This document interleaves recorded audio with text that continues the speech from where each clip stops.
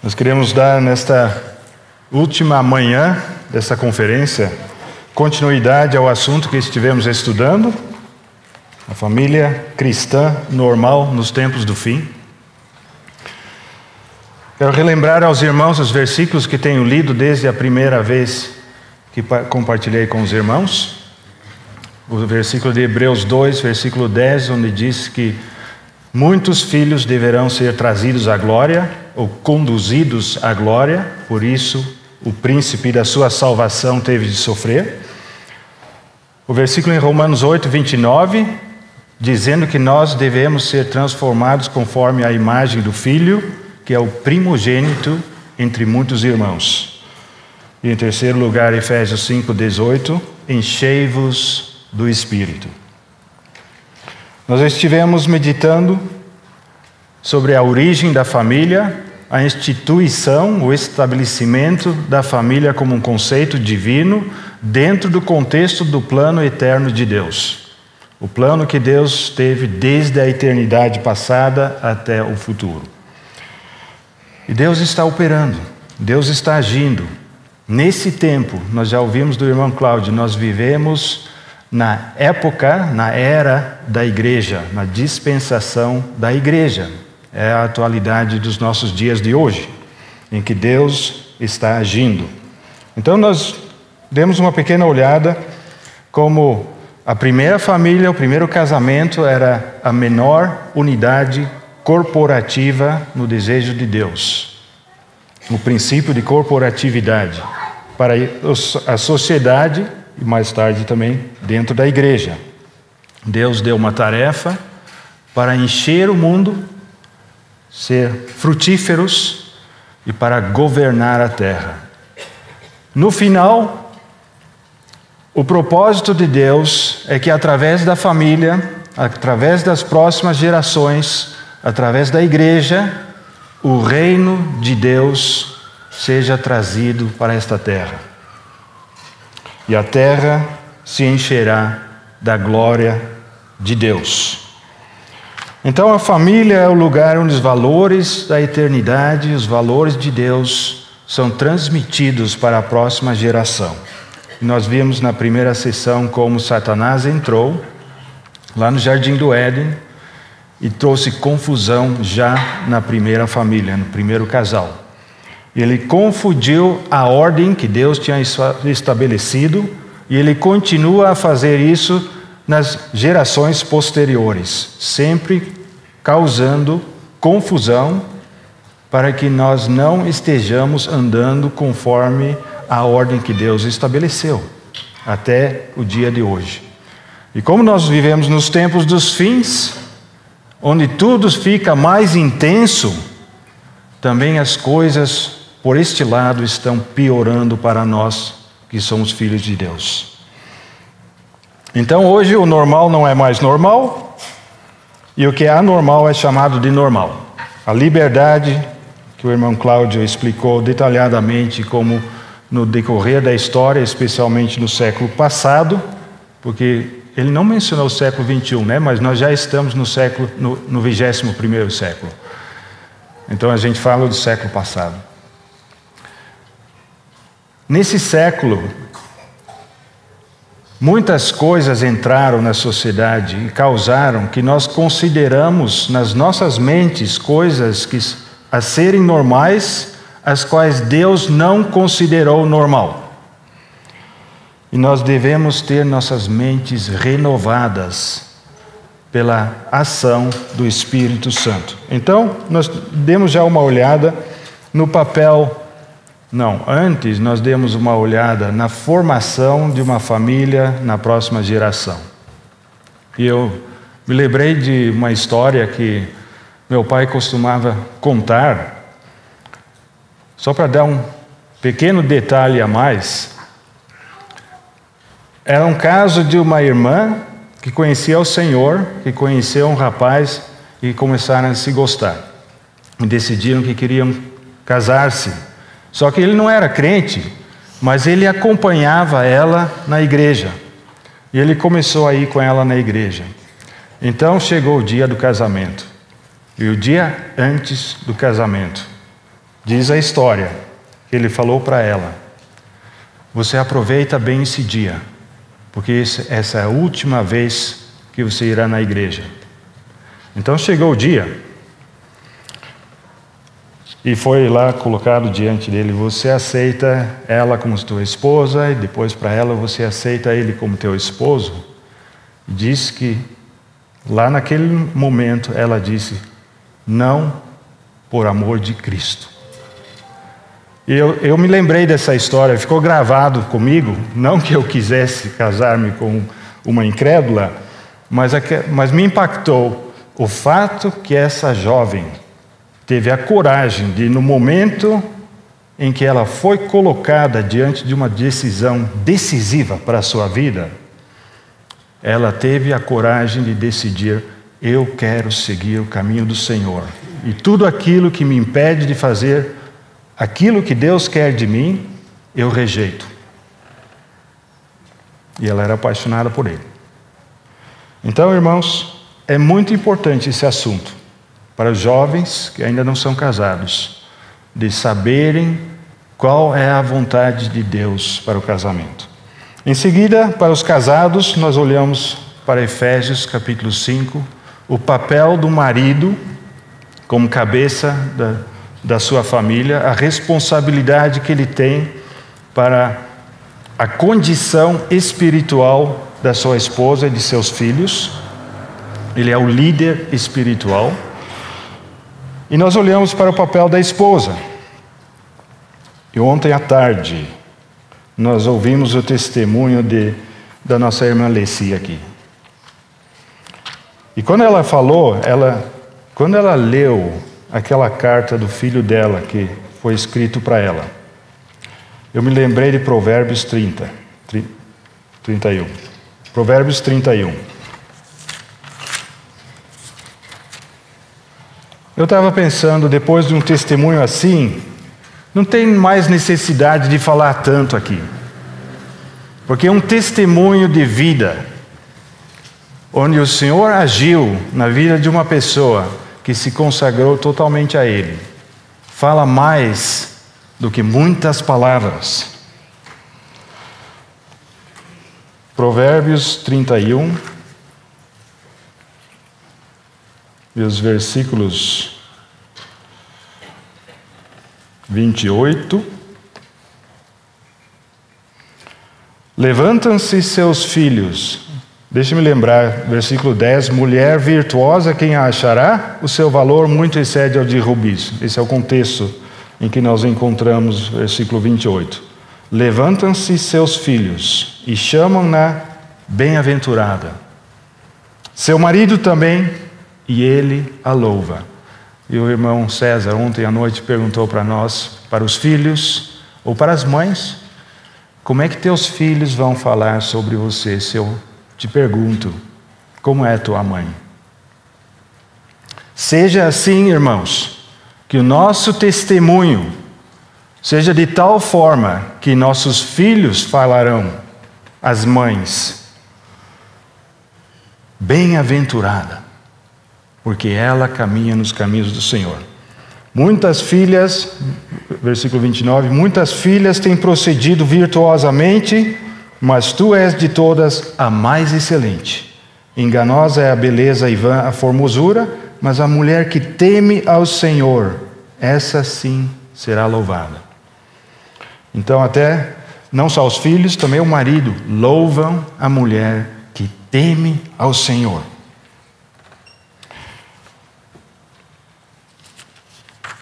Bom, essa é uma breve recapitulação das sessões anteriores. E para hoje eu gostaria de abrir em Josué, capítulo 23, e falar sobre o relacionamento de pais para com filhos e de filhos para com pais, de acordo com o ensino que a palavra de Deus nos dá. Josué, capítulo 23. Versículos 1 e 2. E sucedeu que, muitos dias depois que o Senhor dera repouso a Israel, de todos os seus inimigos em redor.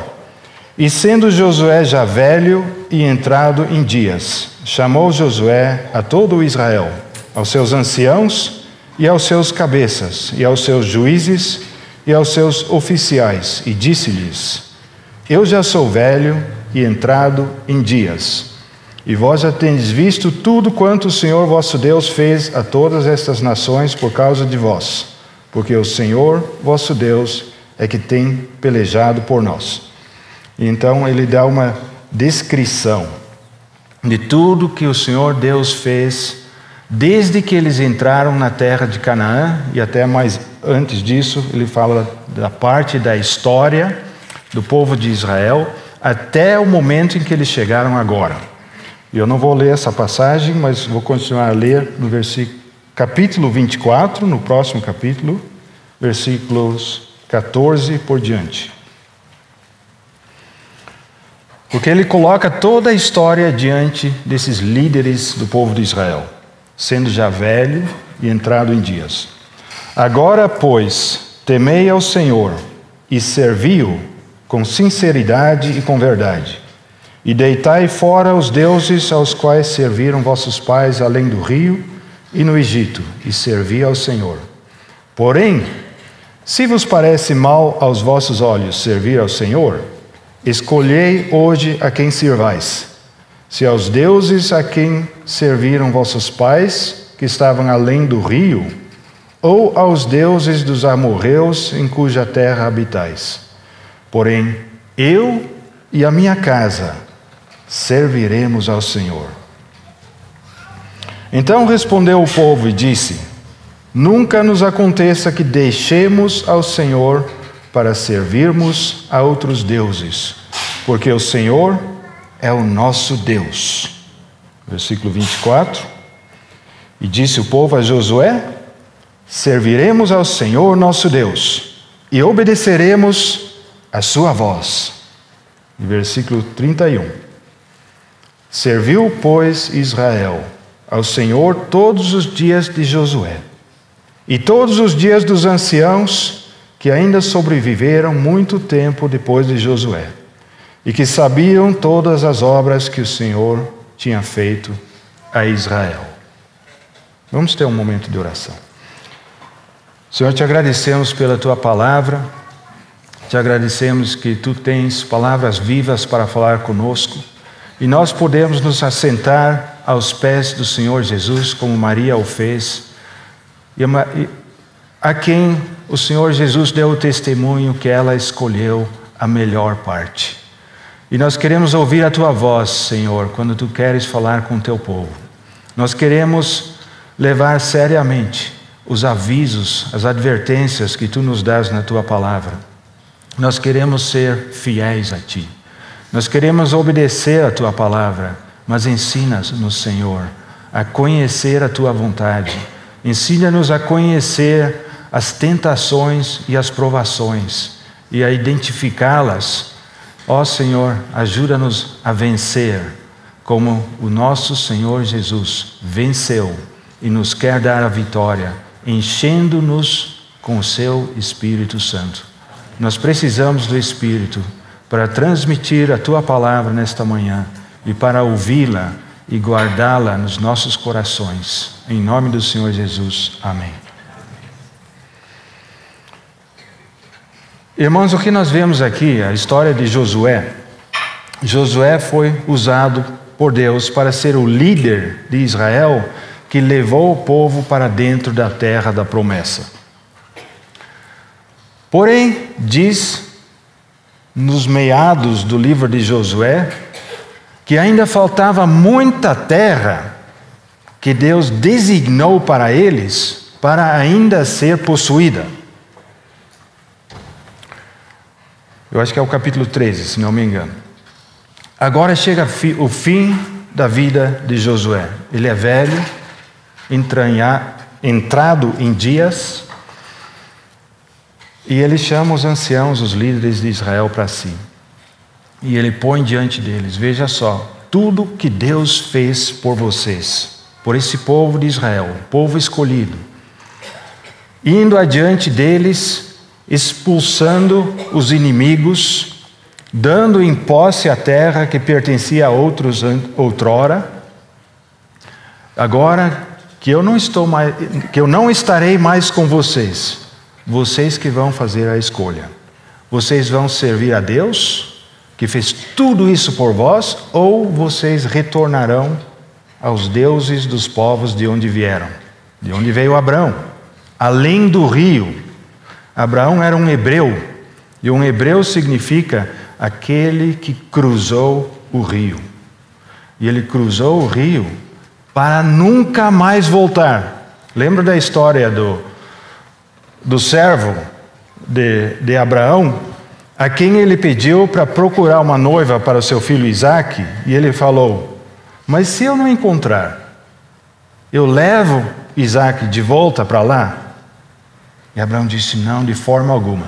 De forma alguma. Porque ele sabia que nunca mais voltaria atrás para aquele lugar onde só se conhecia os ídolos e não se conhecia o Deus vivo de Israel.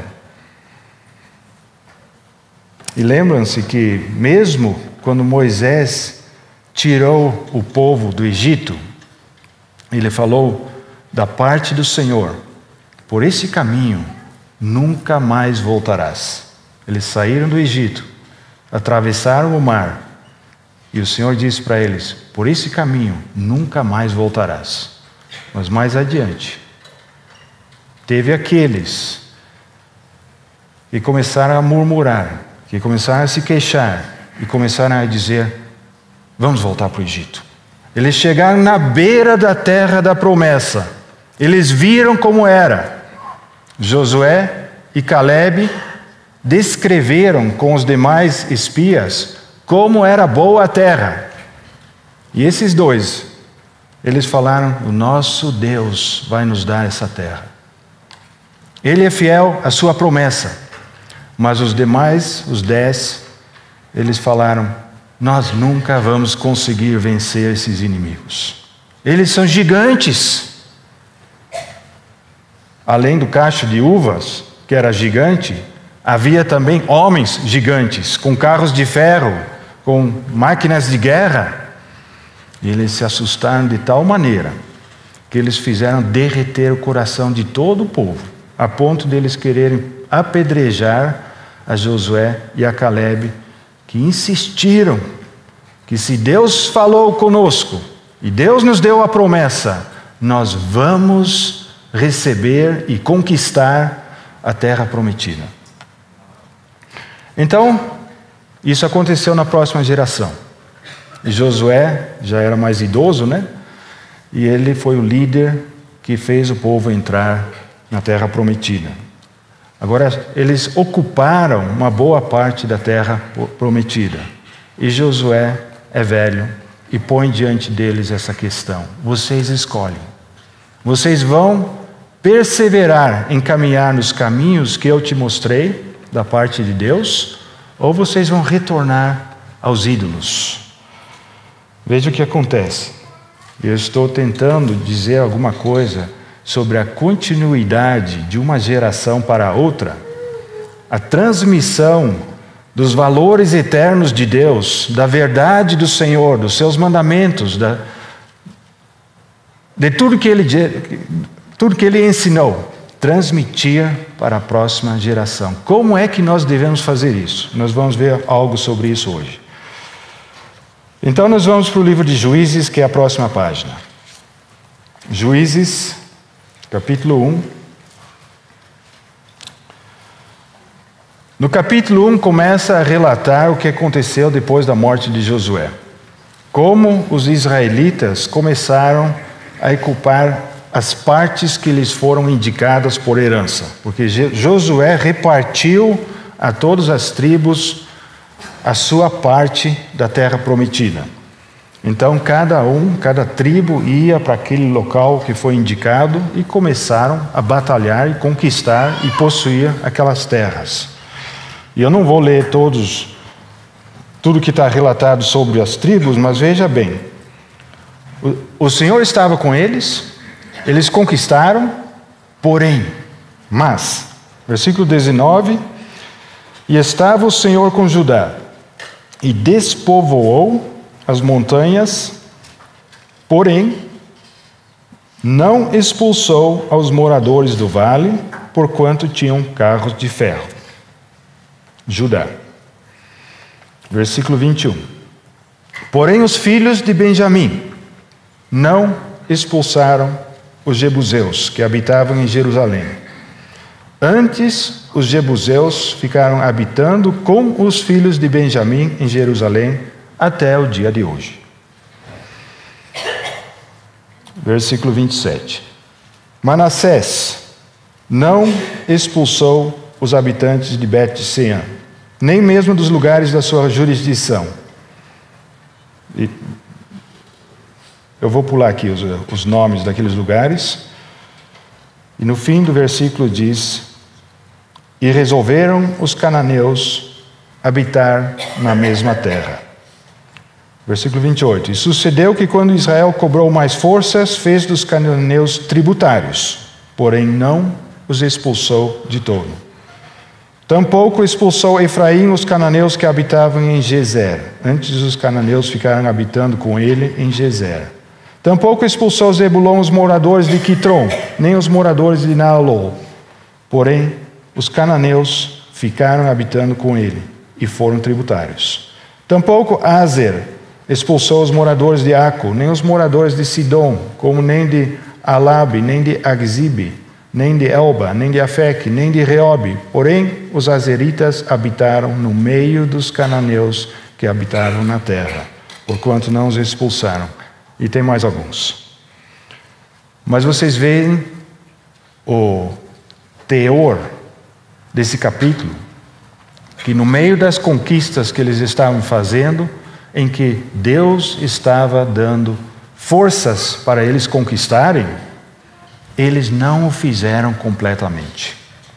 Eles não expulsaram todos os habitantes da terra como o Senhor tinha ordenado.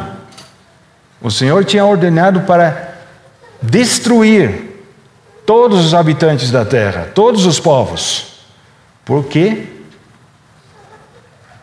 Porque se eles não o fizessem, esses povos os levariam e seduziriam, eles e os seus filhos, a adorarem outros ídolos. Então vamos para o próximo capítulo. Capítulo 2, versículo 10. Um pouco mais adiante na história. E foi também congregada toda aquela geração a seus pais, e outra geração após ela se levantou, que não conhecia ao Senhor, nem tampouco a obra que ele fizera a Israel.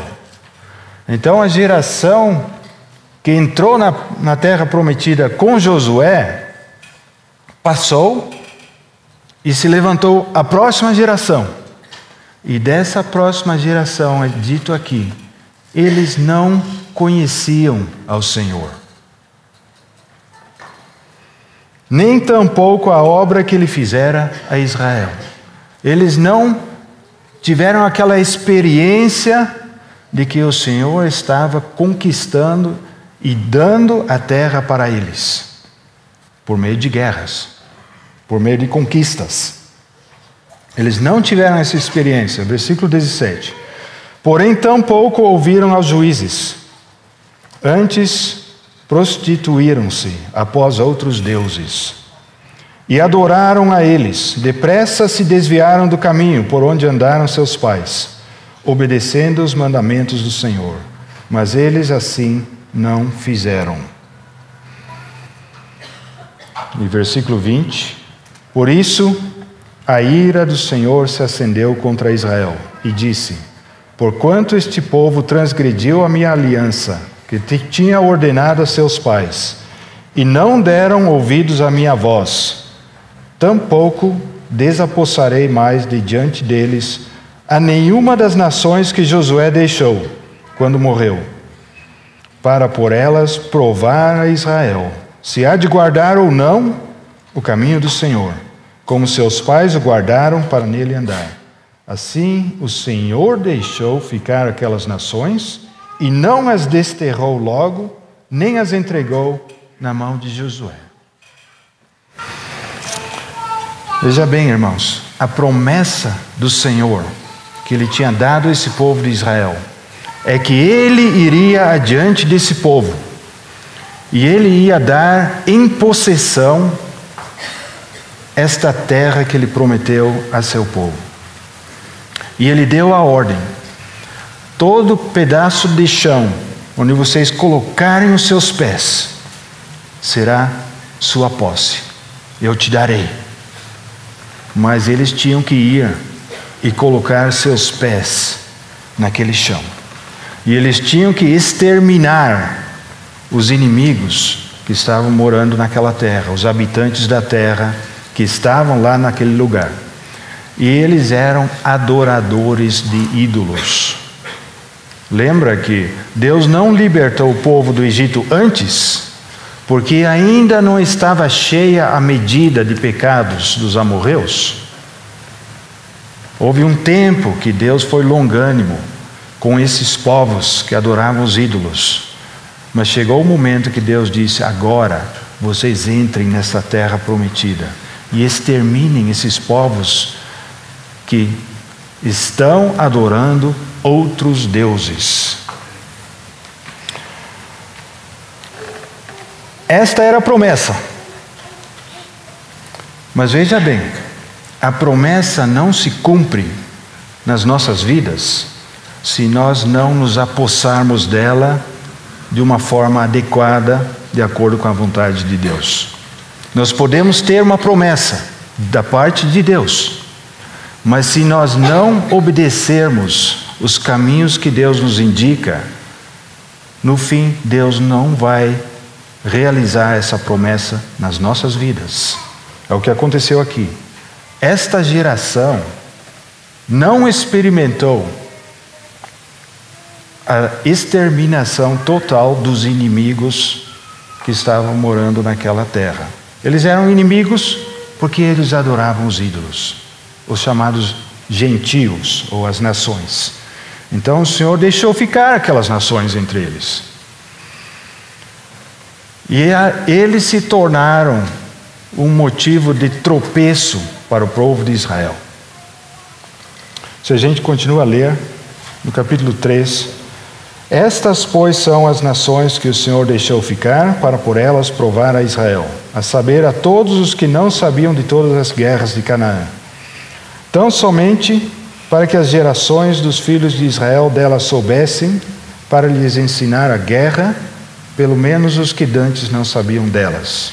5 príncipes dos filisteus e todos os cananeus e sidônios e heveus que habitavam nas montanhas do Líbano, desde o monte de Baal-Hermon até a entrada de Amate. Estes, pois, ficaram para por eles provar a Israel, para saber se dariam ouvido aos mandamentos do Senhor, que ele tinha ordenado a seus pais pelo ministério de Moisés. Então Deus permitiu que esses povos ficassem, para que por eles os israelitas seriam provados, para que por eles essa geração que cresceu sem conhecer o Senhor iria obedecer aos mandamentos do Senhor ou não. E na verdade, eu não li aqueles versículos, mas Josué já disse, quando ele disse: eu e a minha casa serviremos ao Senhor, a decisão que ele tomou, independente do que vocês farão, a minha escolha está determinada. Eu e minha casa serviremos ao Senhor. Aí eles disseram: nós também vamos servir ao Senhor. Todos eles disseram, todos aqueles anciãos. Então Josué diz: vocês não poderão servir ao Senhor. Vocês não vão conseguir servir ao Senhor. Ele até faz uma aliança com eles. E eles insistem: não, nós vamos de fato continuar servindo ao Senhor. Porém, o que acontece é exatamente o que Josué disse. Eles não conseguiram continuar a servir ao Senhor. E o povo foi levado... Bom, deixe-me ler o que aconteceu. No versículo 5. Habitando, pois, os filhos de Israel no meio dos cananeus, dos heteus, e amorreus, e perizeus, e heveus, e jebuseus, tomaram de suas filhas para si por mulheres, e deram as suas filhas aos filhos deles, e serviram aos seus deuses. E os filhos de Israel fizeram o que era mal aos olhos do Senhor, e se esqueceram do Senhor seu Deus, e serviram aos Baalins e a Astarote. Meus irmãos, veja como é séria a advertência da história do povo de Israel. O Senhor tinha dado claras ordens a eles, que eles não podiam de forma alguma se misturar com os povos da terra. Antes, eles tinham que destruir todos. Porque se eles se misturassem, se dando em casamento, nós lemos isso sobre os dias de Noé e sobre os dias de Ló. Eles casavam e davam-se em casamento. Coisa que nós consideramos completamente normal. Porém, quando Deus separou esse povo de Israel para ser o seu povo exclusivo e santo, Ele disse para eles: vocês não podem se misturar com os povos que adoram os ídolos, porque se vocês se misturarem, vocês vão ser contaminados e vão ser levados para adorar outros deuses, adorar os ídolos. Eu lembro de um exemplo que eu li, acho que era sobre Spurgeon, o grande pregador. E certa vez, chegou uma jovem para ele, dizendo que queria casar com um rapaz que não era crente, mas queria que ela fosse usada para converter ele ao Senhor. Aí ele disse: faz o seguinte, fica em cima dessa... Ele colocou uma mesa e ele pediu para ela ficar de pé naquela mesa. Em seguida, ele pediu para ela dar a mão para ele e puxar ele para cima. Só que o que aconteceu, como ele era muito maior, ele puxou ela para baixo. Aí ele disse assim: é isso que vai acontecer. Se você se casa com um homem incrédulo, não é você que vai levar ele para o Senhor, mas o que eu falei? O homem incrédulo, né? Então não é o homem, não é você que vai levar o homem para o Senhor, mas o inverso vai acontecer. Ele vai tirar você do Senhor. Ele vai fazer você se afastar do Senhor. É isso que vai acontecer. E essa é a grande advertência que Deus deu. Um povo santo não deve se misturar com os povos deste mundo, porque este mundo jaz no maligno. Porque nesse mundo são adorados ídolos. E se nós nos misturarmos, nós vamos perder a nossa comunhão com Deus. Sérias advertências. O plano de Deus é de salvar não somente os pais, mas também os filhos. E nós já falamos bastante sobre isso. A gente vê isso na história de Noé. Noé foi salvo e seus filhos foram salvos. Nós vimos isso na história de Ló. Apesar de que a mulher não permaneceu na fé e olhou para trás, estava presa às coisas de Sodoma, aos bens. Então, só ele e as filhas foram salvas do julgamento de Deus. O povo de Israel, quando saiu do Egito, havia um cordeiro para cada família. Lembra naquela última noite, na Páscoa, eles tinham que sacrificar um cordeiro. Era um cordeiro por família. Se a família fosse pequena demais, podia repartir com a família ao lado, um cordeiro. Mas o normal era um cordeiro para uma família, representando a salvação daquela casa. Aquele cordeiro para a família inteira. Lembra de da conquista de Jericó, onde havia Raabe, que hoje as palavras estou com alguma dificuldade para achar as palavras hoje. Raabe que escondeu os espias. E ela pediu, por favor, quando vocês virão para conquistar essa cidade, que eu possa ser protegida. Que vocês que eu não morra com os demais. Então eles falaram: todos os que estarão na tua casa naquele dia serão salvos. Então ela foi salva com todos os que estavam na sua casa, seus pais, seus irmãos e mais alguns outros, se não me engano. Uma família. A família de Raabe foi salva. E uma pequena observação sobre Raabe. Raabe é mencionada no Novo Testamento entre as 5 mulheres na genealogia do Senhor Jesus. Na linha direta, desde Abraão. Se não me engano, Mateus começa com Abraão e vai até o nascimento do Senhor Jesus. E aparecem 5 mulheres naquela genealogia. E praticamente todas as 5 eram problemáticas. Raabe era uma prostituta. Porém, ela foi salva. Porque ela creu no Senhor Deus. Toda a sua família foi salva. Ela se casou com um dos israelitas e se tornou uma mãe na linhagem do nascimento do Salvador. Veja a graça e a misericórdia de Deus para aqueles que buscam a Ele. Ruth é a outra.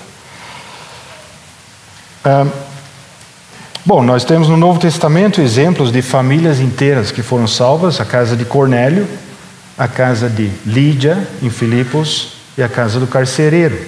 Foram batizados eles e suas famílias. Porém todos tinham que crer.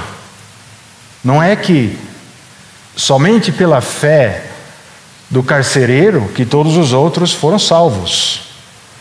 Porque o Novo Testamento nos ensina claramente, cada um tem que ter uma fé pessoal em Jesus Cristo como nosso Salvador.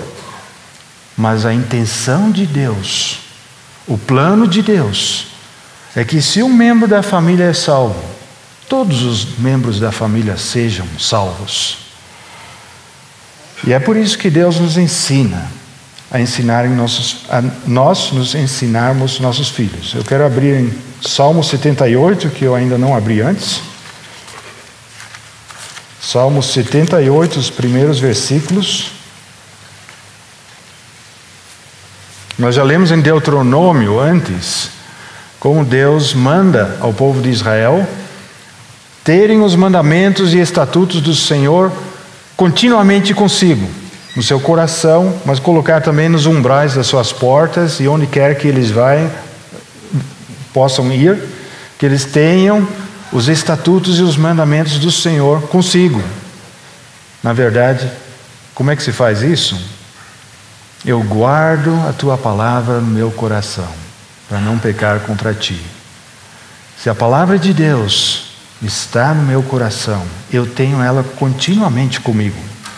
E se eu encho a minha mente com a palavra de Deus, com pensamentos sobre a verdade de Deus, desacreditando as mentiras do diabo, ao invés acreditando nas promessas de Deus, nas verdades de Deus, nos juízos de Deus, nos estatutos de Deus. Se tudo isso está comigo, dentro do meu coração, o que vai sair? O que eu vou falar? Eu vou falar daquilo de que minha cabeça está cheia. Que meu coração se encheu de amor pela palavra de Deus e pelo próprio Senhor Jesus, que é a palavra que se tornou vida. Salmo 78, versículo 1. Escutai a minha lei, povo meu. Inclinai os vossos ouvidos às palavras da minha boca. Abrirei a minha boca numa parábola, falarei enigmas da antiguidade, os quais temos ouvido e sabido, e nossos pais nos têm contado. Não os encobriremos aos seus filhos, mostrando à geração futura os louvores do Senhor, assim como a sua força e as maravilhas que fez.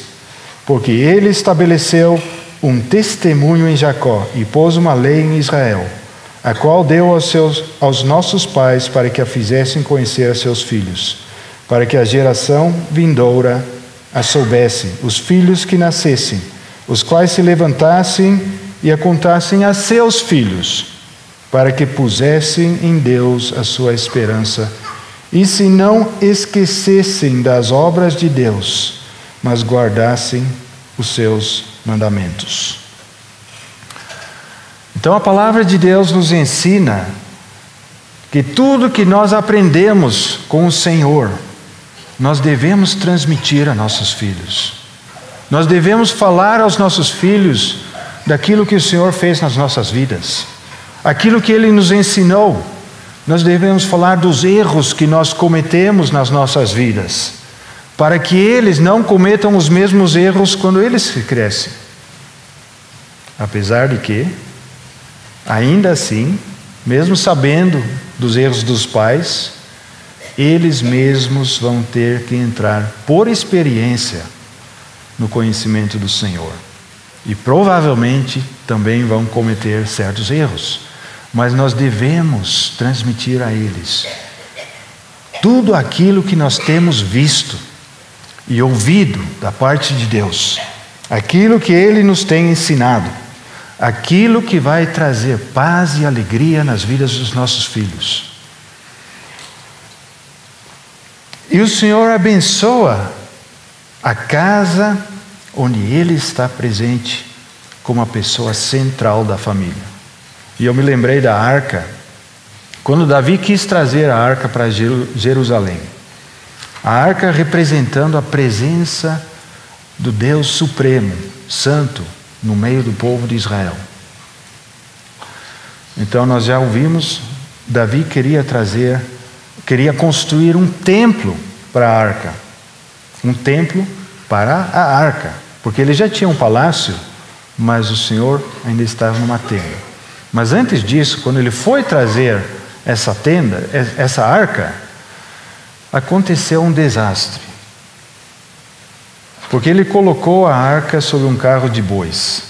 E quando os bois escorregaram, um dos seus servos tocou na arca tentando protegê-la e morreu. E Davi foi tomado de tamanho medo e temor do Senhor, que ele não ousou continuar com esse projeto de trazer a arca para Jerusalém, e a arca ficou, digamos que, estacionada por um tempo na casa de Obed-Edom. E diz sobre esse período dessa arca na casa de Obed-Edom, que a sua casa inteira foi abençoada por causa da presença da arca de Deus na sua casa. E quando eles falaram isso para Davi, que a presença da arca de Deus na casa desse homem causou a bênção do Senhor para descer sobre essa família, então Davi se encorajou e resolveu trazer a arca ainda assim para Jerusalém. O projeto que ele já tinha começado, mas que ele tinha abandonado. Aí ele queria agora terminar esse projeto e fez da forma correta. E houve grande alegria. Então, irmãos, se nós colocamos o Senhor no trono, primeiro das nossas próprias vidas, mas também no trono da nossa família, a casa inteira, a família inteira será abençoada. Agora eu quero abrir em Efésios capítulo 6.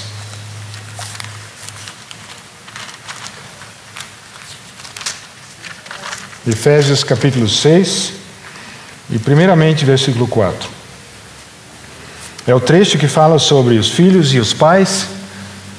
Paulo começa toda vez, nesse capítulo 5 e 6, porque depois dos pais e filhos ainda tem os servos e senhores, ele começa toda vez com a parte que deve se submeter, que ocupa a posição de submissão. Então ele começa no versículo 22 do capítulo 5 com as mulheres, depois fala aos maridos. E aqui no capítulo 6, primeiro aos filhos, que estão em nível de autoridade debaixo dos pais, e depois ele fala aos pais. Ele fala primeiro aos servos, depois aos senhores. Sempre o nível de autoridade. Então nós vamos começar primeiro com os pais, por causa da cronologia que os pais vão ensinar aos filhos. E vós, pais, não provoqueis a ira a vossos filhos, mas criai-os na doutrina e admoestação do Senhor. Esse é um mandamento para os pais: não provocar seus filhos a ira. A palavra grega para pais aqui indica pais masculinos, não como no português nós falamos pais para pai e mãe juntos. Mas aqui é pais, os pais homens. Eles não devem provocar a ira dos seus filhos. E Paulo fala isso para eles provavelmente porque os pais têm a tendência de serem demasiadamente exigentes e assim causam a ira dos seus filhos. Por exemplo, quando você é tão exigente que o filho tem o sentimento: eu não consigo alcançar o nível que meu pai colocou para mim. E ele se sente desanimado, porque ele quer, mas ele não consegue. E o pai continua colocando aquela exigência. O pai tem que aprender a considerar os seus filhos, de acordo com a medida que eles podem alcançar. Então, não colocar exigências acima da capacidade que eles têm. Eu confesso que eu provavelmente cometi esse erro várias vezes. Então, como é que os pais devem não provocar a ira, mas sim criar os seus filhos na doutrina e na admoestação do Senhor?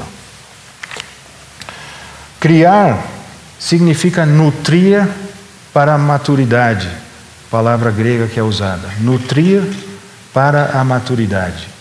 Os pais são responsáveis por sua casa financeiramente, pelo suprimento financeiro de sua família, para sua esposa, também para os seus filhos. Mas não é só dar de comer para eles. Porque eles têm que ser criados na doutrina, não sei como a atualizada diz aqui, mas possivelmente disciplina. Na disciplina e admoestação do Senhor. A palavra doutrina aqui nessa versão é uma palavra que significa treinamento e disciplina. Irmãos, eu me lembrei de um versículo no Salmo 127 que fala que os filhos são como flechas. Eu preciso procurar um pouquinho para citar corretamente. Os filhos como flechas na mão de um homem poderoso, assim são os filhos da mocidade, como flechas na mão de um homem poderoso. Um homem pode ser muito poderoso no arco e flecha, mas se as flechas são ruins, ele não vai conseguir atingir o alvo. Mas se as flechas são boas, e ele sabe manusear aquele arco e flecha, ele vai conseguir alcançar o alvo. Mas a flecha é importante. A flecha tem que ser preparada devidamente para poder alcançar o alvo. E o salmista chama filhos da mocidade como flechas. Eles têm que ser preparados. Eles têm que ser disciplinados. Eu li uma frase sobre a necessidade que filhos têm de correção e acompanhamento. É a seguinte: filhos entregues a si mesmos são órfãos de pais vivos. Filhos entregues a si mesmos são órfãos de pais vivos. Se os pais não dão o devido acompanhamento, se eles só falam disciplina e treinamento, significa que nós não só damos as instruções, que nós não só falamos: ouça, Deus fala isso, aquilo e aquilo, agora você faça. Mas e se ele não fizer? Se o filho não fizer? O filho precisa ser disciplinado. Se ele não fizer, ele precisa ser corrigido. Ele precisa ser treinado. Treinamento de filhos não começa depois que eles conseguem andar e falar. O treinamento dos filhos, criar os filhos, disciplinar os filhos, começa desde as primeiras semanas do bebê. Quando o bebê grita que quer comer, o que a mãe faz? Ela corre lá e dá de comer. Nós aprendemos, minha esposa é enfermeira, nós aprendemos que a criança não precisa comer, o bebezinho não precisa comer imediatamente toda vez que ela grita, mas ela consegue aprender a mamar em determinados horários. Nosso primeiro filho nasceu 1 mês mais cedo do que programado, com 8 meses. Era miudinho. Ele precisava mamar à noite também. E dificultava o nosso sono, o nosso descanso. E ele mamava acho que 2 ou até 3 vezes por noite ainda, no início. E demorou um tempinho até que ele se programou que ele não precisava mais mamar durante a noite. E nós podíamos descansar para no outro dia fazer o nosso trabalho. Os pais que têm nenês sabem dessa realidade. Como é necessário criar os nossos filhos, dar-lhes de comer, fazer eles crescer. Mas lembrem-se, a tarefa mais importante dos pais é ensinar aos seus filhos os caminhos do Senhor. A doutrina e na admoestação do Senhor. A admoestação é com palavras. Significa que você vai explicar para os seus filhos. Na verdade, tem a ideia, a palavra grega, de colocar as ideias em ordem. Colocar as ideias em ordem, as ideias dos seus filhos. Quando eles vêm com certas determinadas ideias que eles captaram em algum lugar, seja do vizinho, seja de um parente, seja da avó, seja de quem for, dos amiguinhos, não se espante, estejam atentos, que muitas coisas infiltram na mente dos filhinhos através dos amiguinhos que eles têm. É importante escolher amigos certos para as crianças pequenas até. Significa explicar para seus filhos por que o Senhor disse assim.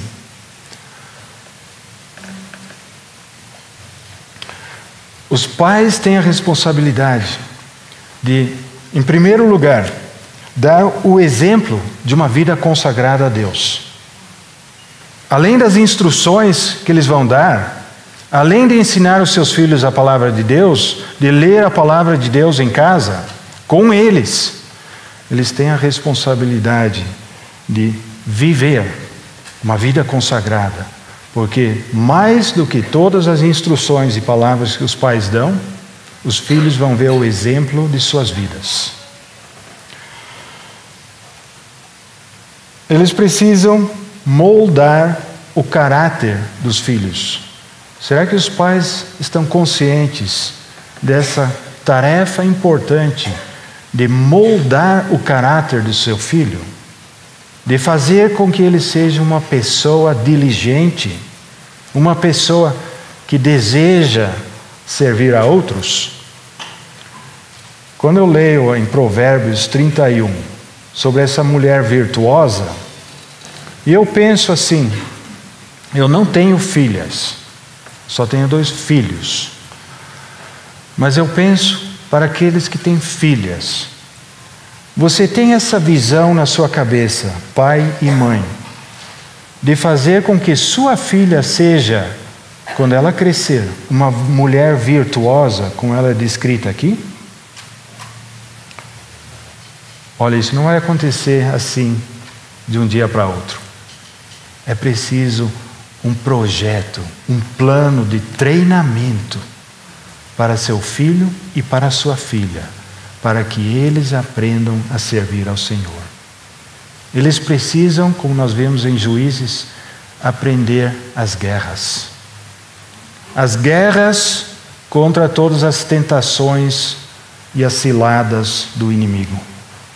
As guerras relacionadas a vencer o pecado que está dentro delas. Pais, é a nossa responsabilidade. Nós precisamos conduzir nossos filhos ao Salvador. Falar para eles. Deixa eu dar um exemplo de uma mãe. Eu anotei aqui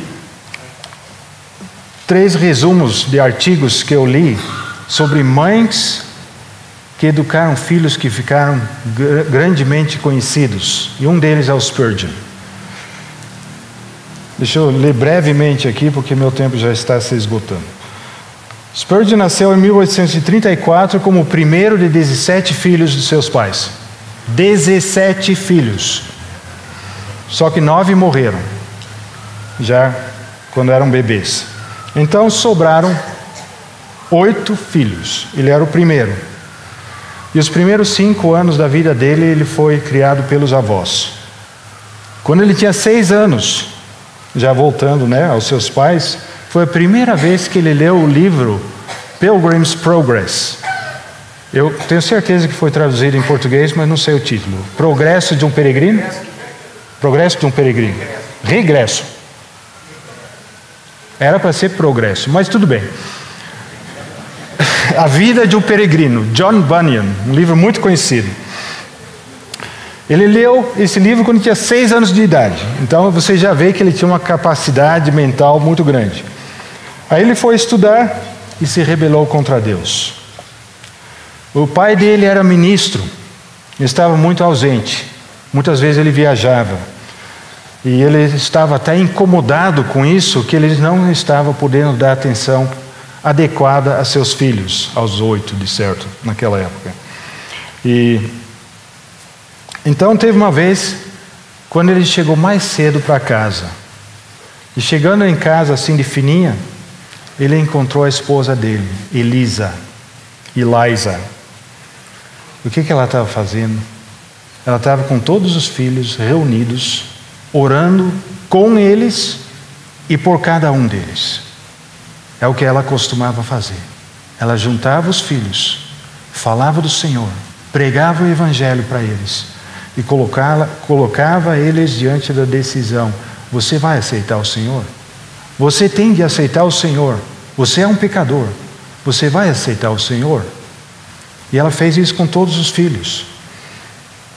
E quando o pai de Spurgeon, de Charles, quando ele viu isso, ele ficou descansado. E ele teve mais liberdade para continuar ministrando.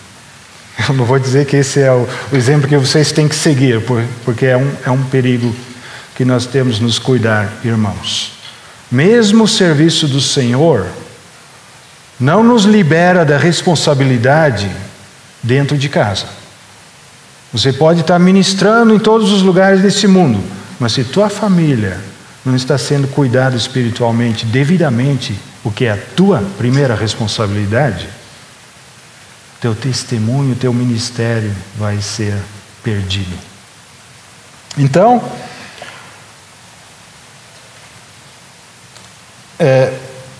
ela orava muito por seus filhos. E chegou um dia quando finalmente o Charles se converteu ao Senhor. Ele ouviu uma pregação em certo lugar e aquilo tocou o seu coração e transformou a sua vida. E mais tarde ele escreveu para sua mãe. Sobre sua mãe? Não, a sua mãe. E ele chamou ela de um instrumento de Deus. Uma mãe que orou e vigiou. Uma mãe que orou e vigiou. E esse filho foi usado por Deus para pregar para milhares de pessoas. Milhares de pessoas. Mas a mãe dele pregou somente para os seus filhos. Mas veja o efeito da oração e da pregação dessa mãe. Porque o filho dela foi usado por Deus como instrumento para alcançar muitos com a palavra de Deus. Enfim, mais alguns minutinhos para os filhos. Efésios 6, versículos 1 a 3. Vós, filhos, sede obedientes a vossos pais no Senhor, porque isto é justo. Honra a teu pai e a tua mãe, que é o primeiro mandamento com promessa, para que te vá bem e vivas muito tempo sobre a terra. O mandamento principal para maridos é de amar as suas esposas. O mandamento principal para esposas é de se submeter e respeitar seus maridos. O mandamento principal para filhos é obedecer aos seus pais. Por quê, irmãos? É um mandamento com promessa. A promessa de uma vida prolongada. É o que Deus quer. O respeito da autoridade colocado sobre você. Obedecer significa literalmente ouvir sob, ouvir debaixo. Como é que os filhos devem obedecer? Bom, se os filhos desobedecem, eles devem ser corrigidos. Para eles aprenderem que obedecer tem como consequência a bênção e a alegria. Mas desobedecer causa a maldição. Lá em Deuteronômio 28, tem um capítulo que fala da parte de Deus ao povo de Israel. O Senhor começa falando de todas as bênçãos que Ele trará se o povo de Israel obedecer aos mandamentos do Senhor. Se não me engano, são 14 versículos. O resto do capítulo fala de todas as maldições que virão sobre eles se eles desobedecerem ao Senhor. E eu acho que é mais de 3/4 do capítulo em quantidades de versículos. São mais de 60. Então, 1/4, digamos, aproximadamente, Deus começa a falar sobre a bênção da obediência. Porque Deus deseja que nós obedeçamos e Deus deseja nos abençoar. Porém, a advertência, se nós desobedecermos, certamente Ele também executará o juízo. E os nossos filhos precisam aprender isso, desde pequenininhos. É assim que eles aprendem, sendo corrigidos. Obediência e desobediência. Obediência requerida por Deus é obediência de boa vontade. Obediência aos pais, porque eu desejo agradar ao Senhor. Isso que agrada ao Senhor. Filhos que se rebelam contra os pais desagradam ao Senhor. No Antigo Testamento eles tinham de ser apedrejados. E nos nossos dias, os últimos, os fins dos tempos, os irmãos já mencionaram em 2 Timóteo 3. Os filhos serão desobedientes aos pais. A sociedade moderna propaga a desobediência de filhos aos seus pais, como uma virtude, uma liberdade que foi dada a eles. Deus deseja a obediência. Jovens, crianças, aprendam a obedecer a seus pais. Não como aquele menino a quem o pai falou: você foi desobediente, senta no cantinho lá e fica sentado. E o menino falou para o pai: olha, por fora eu estou sentado, mas por dentro eu estou de pé. Mas essa não é a obediência que Deus quer de vocês. Aprenda a obedecer a seus pais, porque isso agrada ao Senhor. E assim nós devemos aprender a obedecer a nosso Deus, ao nosso Senhor Jesus, a caminhar com Ele. Eu volto ainda àquilo com que nós começamos, no contexto do propósito eterno de Deus. Ele deseja levar muitos filhos à glória. O irmão César já falou sobre isso. Filhos, teknon, são as crianças. Todos os filhos nascidos dos pais. Porém, filhos adultos e amadurecidos, que são capazes de administrar a herança, os filhos teknon são herdeiros, porque são nascidos dos pais. Porém, eles não são capazes, enquanto são tecnon, de administrar a herança dos pais. Mas quando eles estiverem amadurecidos, eles são huios. E eles aprenderam a ser como o Senhor Jesus, o primogênito. E é essa obra que Deus está fazendo entre nós. Irmãos, não desanimemos nesses últimos dias. Jovens, se o Senhor tardar, vocês serão a próxima geração responsável pelo testemunho do Senhor, nas suas famílias, mas também na igreja. Conheçam ao Senhor, aprendam nas batalhas, na guerra. Caminhem com o Senhor, não desanimem, não tenham medo, porque o Senhor prometeu: eu estarei contigo. O Senhor abençoa todos os que obedecem a Ele e perseveram nos seus caminhos. Vamos dar graças ao Senhor. Te louvamos, Senhor, e te adoramos. Te agradecemos por esse tempo tão agradável na Tua presença. Te agradecemos porque a Tua palavra é tão séria para conosco, porque Tu és um Deus santo, Tu és um Deus digno de adoração, de louvor, Tu és exaltado nas alturas, Tu governas sobre nós. E a nossa alegria é nos colocarmos debaixo da Tua autoridade, da autoridade de nosso Senhor Jesus e do Espírito Santo que foi enviado para nos revelar a glória do Senhor Jesus. Te pedimos, Senhor, que Tu faças essas palavras se tornarem vida em nossos corações. Ó Senhor, ajuda-nos no viver de cada dia, nas nossas famílias, nas nossas igrejas, na situação em que Tu nos colocaste, a viver a vida de Cristo, a ser cheios do Espírito Santo e expressar o fruto do Espírito nas nossas vidas, sermos uma bênção para todos aqueles que encontramos. Ó Deus, nós esperamos a Tua vinda, nós amamos a vinda de nosso Senhor Jesus Cristo. Estamos ansiosamente aguardando o dia em que Ele virá, mas nós queremos estar preparados para Ele, como aqueles que venceram, aqueles que pertencem à noiva, que fazem parte da noiva adornada, sem ruga, sem mácula, irrepreensível. Assim nós queremos ser. Grande é este mistério, mas eu me refiro a Cristo e à igreja. Toda a glória, toda a honra seja dada a Ele. Em nome de Jesus Cristo, nosso Senhor, nós oramos e agradecemos. Amém.